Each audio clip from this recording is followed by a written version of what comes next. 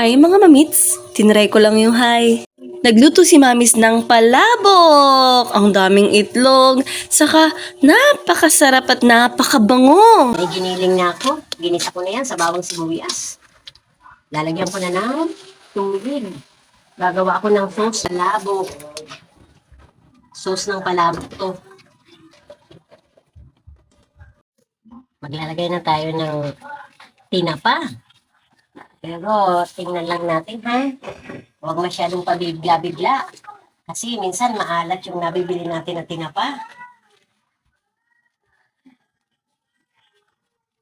Tayo ng timpla. Ilalagay na natin yung bihon. Yung bihon ang ginawa kong palabok. Lagyan na natin. Masarap to. Kaysa yung masarap din yung malalaki ang pasta.